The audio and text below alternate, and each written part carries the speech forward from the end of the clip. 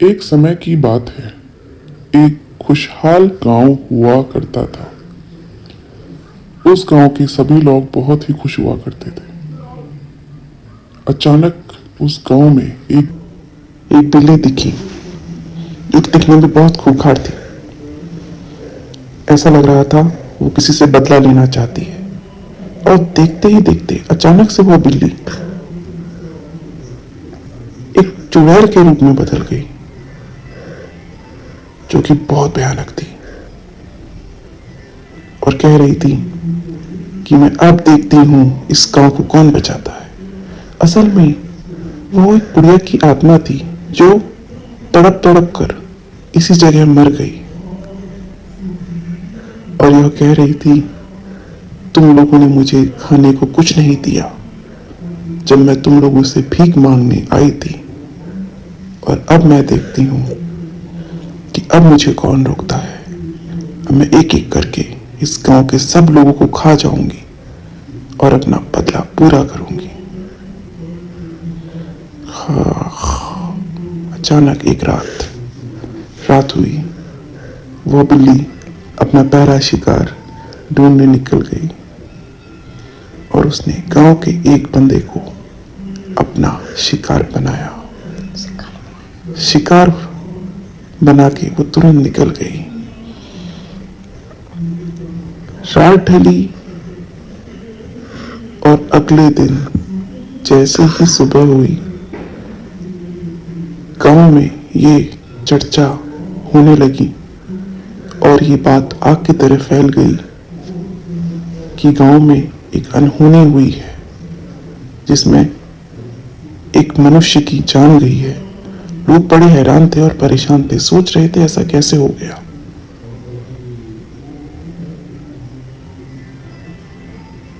और उन्होंने सोचा इससे पहले कोई और मौतें हों तो गांव में हम सबको सूचित करें, और ढोल नगाड़े बजाकर वो पूरे गांव वालों को सूचित करने लगे कि सुनो सुनो सुनो, गांव में एक मनुष्य की मृत्यु हुई है, इसलिए सबको सूचित किया जाता है कि रात के समय कोई भी अपने घर से बाहर ना निकले। सुनो सुनो सुनो, कोई घर से बाहर ना निकले। सब इस तरह की बातें सुनकर डर जाते हैं। फिर वही दिन ढलता है और जैसे ही रात हो चुकी होती है, आसमान में पूर्णमासी का चांद निकला होता है। तभी रवि और कविता आपस में बात कर रहे होते हैं। रवि कहता है, मैं बाहर जा रहा हूँ, मुझे कुछ काम है। इतने में कविता डर जाती है, कहती है, देखो रवि, आप मत जाओ, बाहर कुछ ऐसा हो रहा है जिससे यहाँ के लोग मर रहे हैं। पर वो नहीं सुनता। फिर भी कविता कहती है, देखो मैं आपको फिर बता रही हूँ। पर वो चल देता है। तभी अचानक वही बिल्ली अपने नए शिकार की तलाश में गांव में घूम रही होती है और इंतजार कर रही होती है कि कब कौन आए और वो उसे अपना निवाला बनाए। वह गांव के हर एक घर में जा जाके देख रही होती है कि कोई तो बाहर आए, कोई तो आए, ताकि वो अपनी भूख शांत कर सके। और फिर अचानक उसे रवि दिख जाता है। रवि को देखते ही वो रवि पे अटैक कर देती है। रवि घायल अवस्था में जमीन पे गिर जाता है। उसे कुछ होश नहीं रहता और वो बिल्ली उसे अपना निवाला बना लेती है। यह सब कुछ होते हुए कविता देख रही होती है। अब वो समझ जाती है कि यह और कोई नहीं, एक बिल्ली है जो सबको खा रही है। तभी अचानक वह बिल्ली चुड़ैल का रूप लेके वहां से निकल जाती है। अगली सुबह कविता यह चीज जो उसने देखी रात में सबको बताती है कि कैसे वह बिल्ली ने रवि को घायल किया, फिर उसका शिकार करा और फिर वो एक चुड़ैल के रूप में यहाँ से चली गई।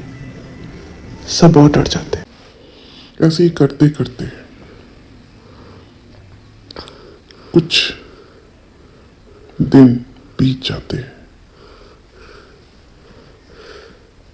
कुछ दिनों बाद गांव में यह बात हर किसी को पता चल जाती है। औरतें आपस में बात करने लगती हैं और वह ये सोचती हैं कि हमें यह बात जाके गांव के मुखिया जी को बताना चाहिए। तो कविता उनके साथ गांव के मुखिया जी को यह बात बताने के लिए तैयार हो जाती है। तो वह कहती है अपनी सखियों से, पर हमें वहां जाने से पहले एक बार खुद सुनिश्चित करना होगा कि अभी वो बिल्ली है कहाँ। तो आपस में यह बात करके वह तीनों जंगल में अकेले जाने का सुनिश्चित करती हैं, परंतु वह यह भी कहती हैं कि यह बात का ध्यान रहे कि हम तीनों एक साथ रहे, क्योंकि अगर वो हम में से किसी को भी अकेले जंगल में देखेगी तो शायद वो हम में से किसी को मार दे। तो ध्यान रहे। फिर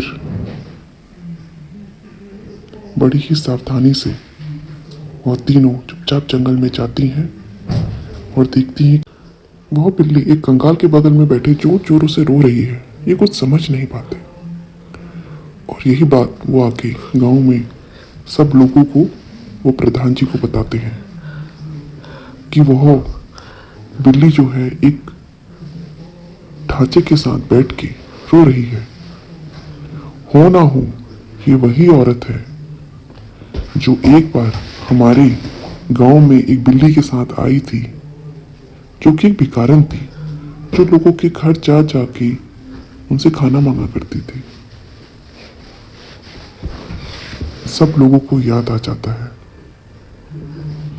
कि हाँ यह सही बात है, परंतु अब वह सोच रहे थे कि किस तरह से इस मुसीबत से छुटकारा पाया जाए। तो उनको याद आता है कि एक तांत्रिक उस गांव में रहते हैं जो काफी बूढ़े हैं, तो वह उनके पास जाने का सुनिश्चित करते हैं और वह सब मिलके तांत्रिक के पास चले जाते हैं। वो देखते हैं कि तांत्रिक एक पूजा में व्यस्त है। जैसे ही तांत्रिक की पूजा खत्म होती है वह उन्हें सब बताते हैं। तो तांत्रिक कुछ मंत्रों के उच्चारण करना प्रारंभ करते हैं और ध्यान लगाने की कोशिश करते हैं कि असल में ये सब क्यों हो रहा है और कौन कर रहा है, और वो जो भी है वो अभी इस वक्त कहाँ है।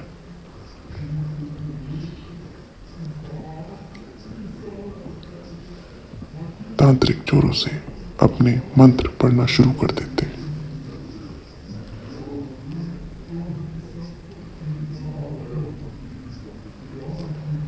और पूरे गांव वाले सिर्फ इंतजार करते हैं उनके बोलने का।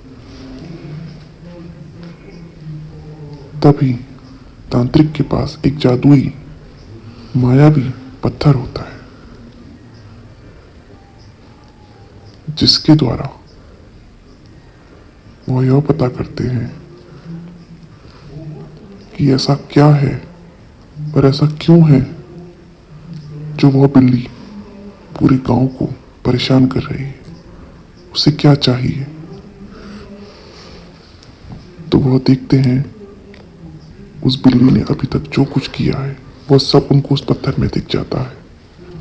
वो देखते हैं किस तरह से उसने गांव वालों को मारा और खाया। यही चीज तांत्रिक सबको बताते हैं। गांव वाले डर जाते हैं। वो कहते हैं, महाराज हम आपकी शरण में आए हैं, आप कृपया करके हमें इस आफत से छुटकारा दिलाएं। तो तांत्रिक यह जानने की कोशिश करता है कि पूरा मांजरा है क्या। तो वह देखता है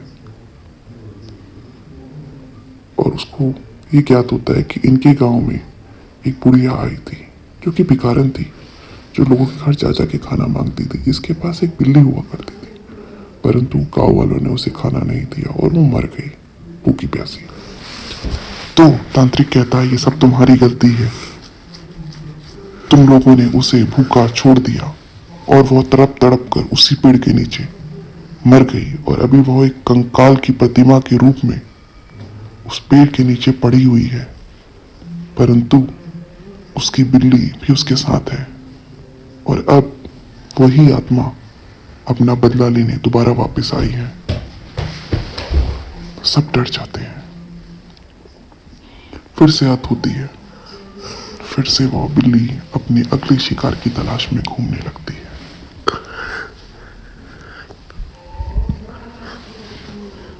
परंतु उसे ये नहीं पता होता कि सबको उसकी सच्चाई पता लग चुकी है।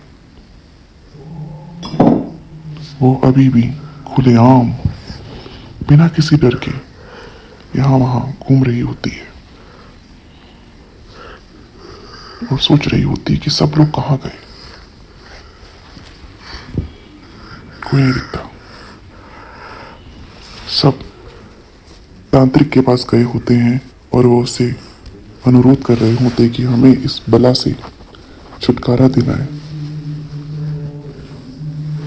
तांत्रिक कहते हैं कि चलो मैं कुछ उपाय करता हूं जिससे वो औरों को ना मारे, परंतु वो कहते हैं तब तक तुम सबको बहुत सावधानी से रहना होगा,